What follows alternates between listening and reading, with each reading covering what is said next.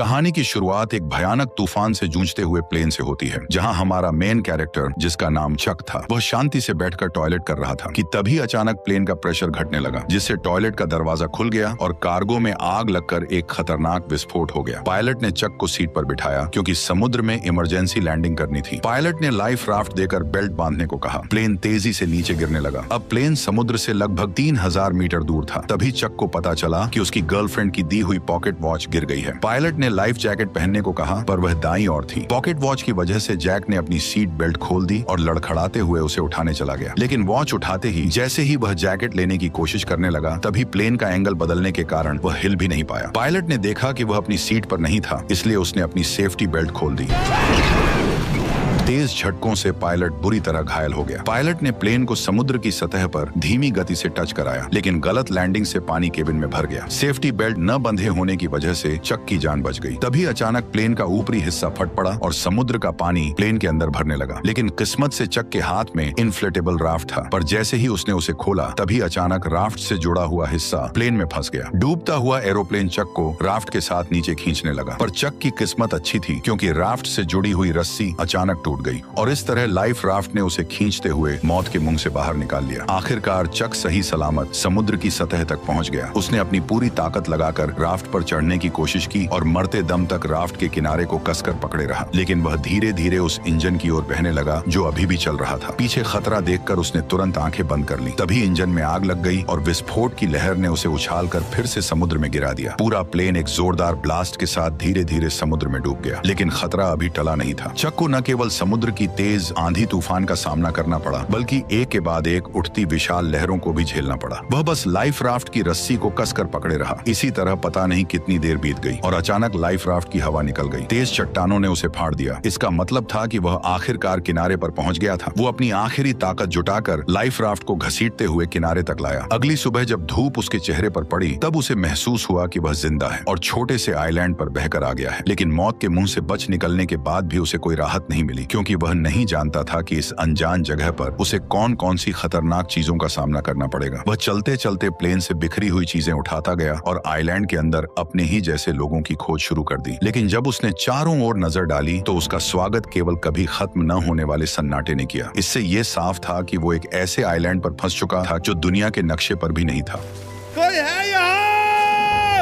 यहाँ फंसकर मर न जाए, इसलिए उसने खुद को बचाने के लिए तरह तरह के उपाय सोचने शुरू कर दिए। लेकिन इस समय उसके पास समुद्र तट पर हेल्प का निशान लिखने के अलावा कोई कारगर तरीका नहीं था। जल्दी ही रात का अंधेरा छा गया और वह अब भी उम्मीद कर रहा था कि कोई गुजरती हुई नाव उसे देख ले। लेकिन जैसे जैसे रात होती गई, उसकी उम्मीदें भी धीरे धीरे चारों ओर के सन्नाटे की वजह से डर में बदलती गईं। वह जंगल के बेहद खतरनाक जीवों की आवाज सुनकर लगातार डर से कांपता रहा। अगले दिन उसने इकट्ठा की गई चीजों से एक काम चलाओ रेस्टिंग प्लेस बनाया और प्लेन से निकले सामान की जांच शुरू कर दी। अब उसके पास उसकी गर्लफ्रेंड द्वारा दी गई एक पॉकेट वॉच के अलावा और कुछ भी काम का नहीं बचा था। अपनी गर्लफ्रेंड के साथ बिताए पलों को सोचते हुए उसे इस प्लेन में आने का और भी ज्यादा पछतावा हुआ। दरअसल केली के बिजनेस ट्रिप पर जाने से पहले उसने चक को एक पॉकेट वॉच दी थी, ताकि क्रिसमस पर लौटते ही दोनों एक दूसरे से शादी कर लें। लेकिन एक अचानक हुई विमान दुर्घटना ने इस शादी को यहीं पर रोक दिया। जब उसके सभी फैमिली मेंबर यह मान चुके थे कि चक इस हादसे में मारा गया है, तब भी वह जिद के साथ जिंदा रहा। लेकिन इस सुनसान आइलैंड पर खाना पीना बहुत बड़ी मुसीबत बन गया था और चक कब तक टिक पाएगा यह भी किसी को नहीं पता था। उसने अपनी कंपनी के बहुत से पार्सल वापस इकट्ठा किए, लेकिन उसने उन्हें खोलने का फैसला नहीं किया, क्योंकि उसके लिए यह उसके काम की ईमानदारी थी। चाहे वह अनजान टापू पर ही क्यों न फंसा हो, पर वह अब भी ग्राहकों के भरोसे को तोड़ना नहीं चाहता था। कल जो उसने समुद्र तट पर हेल्प के साइन बनाए थे, वे भी समुद्र की लहरों से कब के मिट चुके थे। उसे कुछ खराब लकड़ियों का इस्तेमाल करके फिर से हेल्प लिखना पड़ा। धीरे धीरे चक के मन में जिंदा रहने की चाह और भी बढ़ती जा रही थी। उसे पता था कि अगर यहाँ से निकलना है तो हर हाल में जिंदा रहना होगा। लेकिन इस वीरान छोटे टापू पर सख्त नारियल के अलावा उसे खाने लायक कुछ भी नहीं मिला, और क्योंकि उसके पास नारियल खोलने का कोई औजार नहीं था, इसलिए नारियल खोलना भी उसके लिए बेहद मुश्किल काम बन गया था। फिर उसने एक धारदार पत्थर से आखिरकार नारियल को फोड़ दिया और उसके पानी का स्वाद लेने लगा, जो उस पल उसके लिए अमृत जैसा था। लेकिन वह केवल नारियल से संतुष्ट नहीं हुआ। चक ने पेट भरने के लिए इस छोटे से टापू के अन्य हिस्सों की भी खोज करने का फैसला किया। वह यहाँ की सबसे ऊंची चोटी पर चढ़कर सब कुछ देखना चाहता था, लेकिन नुकीले पहाड़ी पत्थरों ने उसकी राह मुश्किल कर दी। इसलिए उसने पत्थर से अपनी पैंट का कपड़ा काटा, उसमें पत्ते मिलाए और एक जोड़ी जूते बना लिए। लेकिन जब वह पहाड़ की चोटी पर पहुंचा तब उसे पता चला कि यह सचमुच एक सुनसान टापू ही है। चारों ओर दूर दूर तक फैला समुद्र था, लेकिन उसके अलावा कोई और इंसान नजर नहीं आ रहा था। जब वह निराश होकर सोच रहा था कि आखिर वो कैसे अपनी जान बचा सकता है, तभी दूर एक अजीब सी चीज ने उसका ध्यान खींचा। वह बिना सोचे समझे उस चीज की ओर दौड़ पड़ा। उसे लगा था कि वह भी उसी की तरह जिंदा बचने वाला कोई पायलट है, लेकिन जब चक ने उस पायलट को पलट कर देखा तो पाया कि वह तो काफी समय पहले ही मर चुका था। दुखी मन से उसने पायलट की लाश को आइलैंड पर घसीट लिया और उसके पास से कुछ काम की चीजें इकट्ठा करने लगा। उसने एक जोड़ी अभी भी पहनने लायक जूते, एक टॉर्च जो अब भी जल सकती थी और एक बेकार हो चुका बटुआ अपने पास रख लिया। इसके बाद उसने पायलट के लिए एक कब्र खोदी और उसकी लाश को उसमें दफना दिया और उसकी मरने की तारीख एक चट्टान पर लिख दी। शाम के समय चक समुद्र तट पर बैठा अपने जूतों को निहार रहा था। उसके मन में एक अजीब सी उदासी थी। उसे लगा कि शायद अगली बार जो उस कब्र में लेटा होगा वह खुद ही होगा। इसे वजह से रात में चक सो नहीं सका। उसे समझ आ गया था कि अगर वह ऐसे ही हाथ पर हाथ रखे बैठा रहा तो उसका मरना तय है। इसलिए अगले दिन उसने जंगल में जिंदा रहने की कला सीखी। उसने पेड़ों की पत्तियों पर जमी ओस को इकट्ठा कर नारियल के खोल में जमा किया, क्योंकि उसे पीने के लिए साफ पानी चाहिए था। उसने लकड़ी की छड़ी को नुकीला कर मछलियों को पकड़ने का भाला बनाया। भले ही यह सब बेवकूफी भरा था, पर इस लगातार कोशिश ने उसे निराश नहीं होने दिया। उसी रात टॉयलेट करते वक्त उसने एक रोशनी देखी। वह जोर से चिल्लाया ताकि उस नाव का ध्यान खींच सके। उसे लगा जैसे उसे अब और यहाँ रहना नहीं पड़ेगा। उसने टॉर्च से संकेत दिया कि कोई उसे देख ले, लेकिन दूरी ज्यादा होने की वजह से यह हल्की सी रोशनी किसी काम की नहीं थी। जैसे जैसे वह रोशनी उसकी नजरों से धीरे धीरे ओझल होती गई, उसका दिल गुस्से और बेबसी से भर गया। इसलिए अगली सुबह सूरज निकलते ही वह बेसब्री से फटी राफ्ट लेकर उस जहाज की दिशा में बढ़ चला, क्योंकि यह उसके कई हफ्तों की कोशिशों के बाद मिली एकमात्र बच निकलने की उम्मीद थी। वह इसे यूं ही खोने को हरगिज तैयार नहीं था। हालांकि वह जैसे तैसे समुद्र को पार करना चाहता था, लेकिन वह बार बार लहरों की मार के आगे हार जाता था। उसने अनगिनत बार हिम्मत दिखाई, लेकिन हर बार समुद्र की लहरों ने उसे पीछे धकेल दिया। लेकिन फिर भी वह हार मानने को तैयार नहीं था। उसने बहुत कोशिश की, लेकिन आखिरकार समुद्र की लहरों ने उसे अपने अंदर समा लिया। पानी के अंदर पहुंचते ही अचानक उसकी जांघ एक नुकीले समुद्री पत्थर से टकरा गई और एक तेज दर्द ने चक की जांघ को खूनम खून कर दिया। इस वक्त उसमें अब और आगे बढ़ने की ताकत नहीं बची थी। वह बस टूटी फूटी राफ्ट को घसीटते हुए बुरी हालत में किनारे लौट आया। शाम के समय अचानक आसमान में तेज आंधी और मूसलाधार बारिश शुरू हो गई, जिससे पहले से ही घायल चक की मुसीबतें और बढ़ गईं। वह राफ्ट की मदद से केवल कंपनी के सामानों को ही ढक सका। फिर वो बारिश से बचने के लिए खून से बहती टांग के साथ कोई और जगह ढूंढने लगा। तभी उसे एक छोटी सी गुफा मिल गई और खुद को होश में रखने के लिए उसने कुछ घूंट गंदा बारिश का पानी पी लिया। लगभग पूरी तरह थक जाने के साथ उसका घायल शरीर अब और सहन नहीं कर सका और वह जमीन पर बेहोश हो गया। उसके पीछे रखी टॉर्च की बैटरी खत्म होते ही वो भी अंधेरे में डूब गई। अगले दिन चक फिर से तेज दर्द के साथ जागा। उसकी टांग के घाव में कीड़े लगने के लक्षण दिखाई दे रहे थे। इस सुनसान जगह पर अगर इसका इलाज ना हुआ तो उसे और भी बड़े खतरे का सामना करना पड़ेगा। जिंदा रहने की थोड़ी सी भी उम्मीद पाने के लिए उसे अपने मन की जिद छोड़नी पड़ी और उसने उन पार्सलों को खोलने का फैसला किया। पैकेजों में उसे एक दर्जन वीडियो टेप, एक गिफ्ट की तरह सजाया गया वॉलीबॉल, एक सुंदर महिला की लंबी ड्रेस और सबसे स्टाइलिश दिखने वाली एक जोड़ी स्केट्स मिले। लेकिन आखिरी पार्सल को उसने खोलने का फैसला नहीं किया। शायद इसलिए कि वह निराश नहीं होना चाहता था, या शायद इसलिए कि वह अपने लिए एक उम्मीद बचाकर रखना चाहता था। उसने पार्सल की पैकिंग में इस्तेमाल हुए फोम को अपने घाव पर लगाया। फिर जूतों के फीते खोलकर उसने उनसे काम चलाऊ पट्टी बांध ली। जूतों के ब्लेड उसके सबसे काम आने वाले औजार बन गए और लंबी ड्रेस की काली जाली से उसने एक आसान मछली पकड़ने का जाल बना लिया। मछली पकड़ने के औजार की मदद से कई दिनों बाद वह आखिरकार पहली बार पेट भर खाना खा सका। कच्चा खाना निगलना मुश्किल ना हो, इसके लिए चक ने लकड़ी रगड़कर आग जलाने का फैसला किया। लेकिन भले ही उसने सुबह से लेकर शाम तक और फिर शाम से लेकर अगली सुबह तक लगातार कोशिश की, पर फिर भी उसके मन में जो छोटी सी चिंगारी थी वह उसकी उम्मीद के मुताबिक आग नहीं बन सकी। जब उसके दोनों हाथ रगड़ते रगड़ते छिल गए तब उनसे ताजा खून बहने लगा, जिससे चक का गुस्सा फुट पड़ा।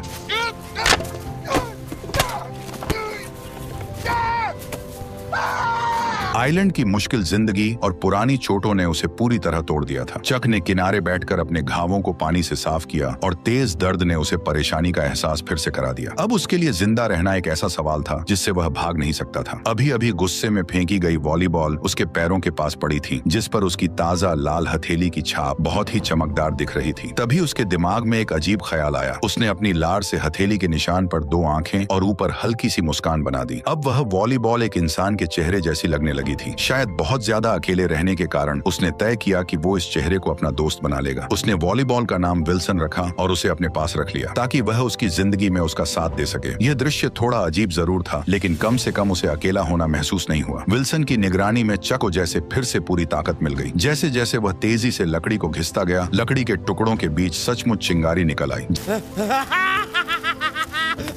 जलती आग को देखकर चक बहुत खुश हो गया, जैसे उसने कोई बड़ी जंग जीत ली हो। यह आग उसके लिए खाना पकाने की अच्छी स्कीम होने के साथ अपने यहाँ होने का सिग्नल भेजने की भी अच्छी जुगाड़ थी। रात में वह खाते हुए विल्सन से अपनी हालत पर बात करता है। उसकी कैलकुलेशन के हिसाब से वह अब लगभग 4000 मील से भी अधिक दूर निकल आया था। यानी अगर वह चाहे कि कोई उसे ढूंढ ले तो उसके मिलने की संभावना लगभग नामुमकिन थी। लेकिन अब चक के पास कोई रास्ता नहीं था। वह बस खुद को मजबूत कर जिंदा रहने की कोशिश करता रहा। कच्चा खाना खाने और गंदगी से उसके खराब दांत सूजकर इन्फेक्टेड हो गए। आखिरकार असहनीय दर्द के कारण उसने ठान लिया कि वह अपने दांत को निकाल देगा। उसने एक हाथ में स्केट वाली छुरी दांत पर टिकाई और दूसरे हाथ में पत्थर लिया। उसने सोचा कि लंबे दर्द से बेहतर है एक बार का दर्द। फिर उसने जोर से वार कर दिया।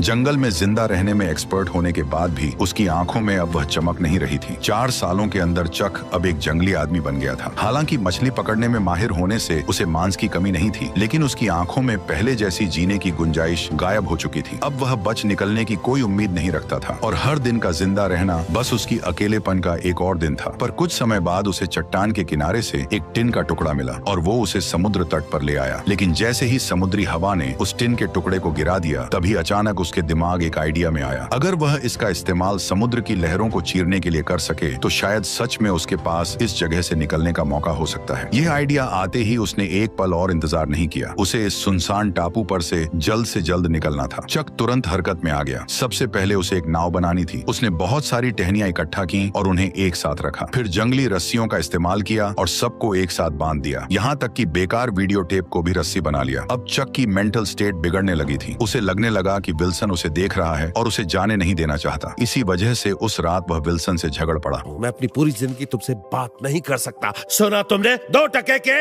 वॉलीबॉल। फिर उसने गुस्से में अपने 4 साल पुराने दोस्त को एक लात मारकर दूर फेंक दिया। लेकिन जब वह कुछ देर बाद शांत हुआ तो उसे अपने दोस्त विल्सन के लिए गहरा पछतावा हुआ। इसलिए वह रात के अंधेरे में विल्सन को ढूंढने निकल पड़ा और प्यार से उसके चेहरे पर फिर से रंग लगा दिया। हर दिन इसी तरह बीतता गया और चक की लकड़ी की नाव भी बनकर तैयार हो गई। उसने जाने के लिए सारी चीजें तैयार कर ली थी। अब बस सही दिशा की हवा का इंतजार था ताकि वह अपनी नाव को समुद्र में उतार सके। उसने अपने यहाँ फंसे होने का साइन भी छोड़ दिया था। उसने 10,500 से भी ज्यादा दिनों तक इस बेरहम टापू पर फंसे रहने का वर्ल्ड रिकॉर्ड बना दिया था। जब वह आखिरी अक्षर उकेर रहा था तभी अचानक हवा उस दिशा में चलने लगी जहाँ चक चाहता था। उसने एक्साइटेड होकर नाव को समुद्र की ओर धकेल दिया और फिर अपने पुराने दोस्त विल्सन के साथ जिंदगी खोजने की ओर निकल पड़ा। समुद्र की लहरें अब भी वैसी ही थी, लेकिन वे उसे घर लौटने से रोक नहीं सकी। झील की लहरों की तरह समुद्र की हर एक लहर लगभग उसे डुबो ही देती थी, लेकिन वो अपनी कोशिशों से लहर को चीरता चला गया। हर बार जब वह मौत के मुंह से बच निकलता तो उसके भीतर से बाहर निकलने की खुशी और भी बढ़ जाती। जब चक ने पीछे मुड़कर उस छोटे से टापू को देखा जिसने उसे 4 साल तक कैद रखा था, तब उस पल में चक के दिल में एक अजीब सी फीलिंग थी। अगर उसने इस कठिनाई का सामना करने की जिद न की होती तो शायद आज भी वह अकेलेपन से भरी जिंदगी जी रहा होता। हालांकि उसकी जंग अभी बस शुरू ही हुई थी। उसे पता नहीं था कि आगे जो खतरे उसका इंतजार कर रहे हैं वे उसके लिए सबसे घातक चुनौती साबित होंगे। ठीक उसी वक्त जब उसे लगा कि वह इसी तरह बहते बहते इंसानों की बस्ती तक पहुंच जाएगा, तभी एक और भीषण तूफान ने उसे झकझोर दिया। उस रात तेज बारिश में आंखें खोलना नामुमकिन था। वह नाव को पकड़े लहरों के बीच लाचार पड़ा रहा और हमलों को सहता रहा। यह उसके लिए सबसे कठिन रात थी। वह बेबस था और सब कुछ भगवान पर छोड़ चुका था। अच्छी बात यह रही कि चक किस्मत वाला था। उस रात की भीषण आंधी तूफान भी उसे अपने साथ नहीं ले जा सकी, लेकिन उसकी नाव को भारी नुकसान पहुंचा था। और सबसे अहम बात यह थी कि उसका पुराना दोस्त भी रस्सी ढीली हो जाने के कारण नाव से अलग हो चुका था। जब उसे इसका एहसास हुआ तब तक विल्सन समुद्र की लहरों के साथ बहुत दूर बह चुका था। वह उसका इकलौता साथी था जिससे वह दिल की बातें करता था। भले ही वह सिर्फ एक वॉलीबॉल था, लेकिन वही उसका एकमात्र सहारा था। वह सब कुछ भूलकर समुद्र में कूद पड़ा और उसे बचाने की कोशिश करने लगा, लेकिन दूरी बहुत ज्यादा थी और गहरा समुद्र उसे बार बार डरा रहा था। एक तरफ उसकी जान बचाने वाली नाव थी और दूसरी तरफ उसका 4 साल का सहारा विल्सन। लेकिन अब उसके पास कोई और चारा नहीं था। वह बस अपनी आंखों के सामने अपने पुराने दोस्त को दूर जाते हुए देखता रहा। विल्सन, मुझे माफ कर देना। इस तरह उसने अपना इकलौता दोस्त खो दिया और एक बार फिर अकेलापन और बेबसी ने उसे पूरी तरह घेर लिया। लगभग पूरी तरह से टूट चुकी लकड़ी की नाव को देखते हुए और चारों ओर फैले समुद्र को निहारते हुए इस पल चक को बहुत अच्छी तरह समझ आ गया कि वह अब कभी भी अपने घर वापस नहीं जा सकेगा। जिस वजह से जो उसके भीतर जीने की इच्छा अभी अभी जगी थी वह पूरी तरह टूट गई। आखिरकार उसने नाव का चप्पू भी फेंक दिया और तय कर लिया कि अब वह बस चुपचाप इंतजार करेगा कि समुद्र जल्द से जल्द उसे निगल जाए। ठीक उसी समय जब चक ने मौत का सामना करने के लिए खुद को तैयार किया, तभी एक ऐसी सीटी की आवाज गूंज उठी जिसे उसने सिर्फ अपने सपनों में ही सुना था। वह उम्मीद खोए हुए अपनी आखिरी ताकत जुटाकर मुड़ा और देखा कि एक विशाल मालवाहक जहाज उसके सामने तैर रहा था। तभी जहाज में मौजूद सभी लोगों ने चक को भी देख लिया और इस तरह कई सालों की कठिनाइयों के बाद चक आखिरकार फिर से प्लेन में बैठकर अपने घर लौट आया। उसकी सही सलामत जिंदा लौट आने की कहानी ने उसे पूरे शहर में मशहूर कर दिया। लेकिन चक को इन सब बातों से कोई फर्क नहीं पड़ता था। वह बस अपनी गर्लफ्रेंड से मिलना चाहता था जिसे उसने 4 साल से नहीं देखा था। लेकिन जब उसकी गर्लफ्रेंड की बजाय एक आदमी दरवाजा खोलकर सामने आया तो वह हैरान रह गया। उस आदमी ने चक से कहा, मैं केली का हस्बैंड हूं, जेरी लवेट। तब उसे पता चला कि जिसे वह याद करता रहा वह अब शादीशुदा थी और एक बच्चे की मां बन चुकी थी। केली का हस्बैंड चक को शांत करते हुए अपनी पत्नी का बचाव कर रहा था। शायद तुम्हें उसे थोड़ा और वक्त देना चाहिए। इतना कहकर वह वहां से चला गया। केली को रोते देख चक को उसकी हालत समझ आ गई। वह समझ गया उसकी कोई गलती नहीं थी। चक भी शायद वही करता। उस रात कंपनी ने स्वागत में समुद्री जानवरों की दावत दी। मेज पर रखी स्वादिष्ट मछलियां और बड़े केकड़े देखकर उस पल चक ने कुछ अजीब महसूस किया। उसके मन में उस आइलैंड की यादें थीं, क्योंकि टापू पर उबाऊ लगने वाले केकड़े और मछलियां यहाँ लजीज खाना बन गई थीं। अगले दिन चक ने उस पार्सल को मंजिल तक पहुंचाया जिसे उसने टापू पर खोला नहीं था और एक थैंक्स लेटर भी दिया। उसने आभार जताया कि इसी पैकेज ने उसकी जान बचाई है। उस अजीब से पार्सल में क्या था जो इतने लंबे समय तक उसका साथी रहा, ये जानने के लिए उसने उसे कभी नहीं खोला। और इस तरह इस शानदार कहानी का अंत हो गया। तो अब तुम बताओ कि तुम्हें यह वीडियो कैसी लगी। अगर वीडियो पसंद आई हो तो मेरे चैनल पर जाकर और वीडियोस को भी जरूर चेक करो और कमेंट में बताओ कि अगली किस मूवी का एक्सप्लेनेशन देखना चाहते हो।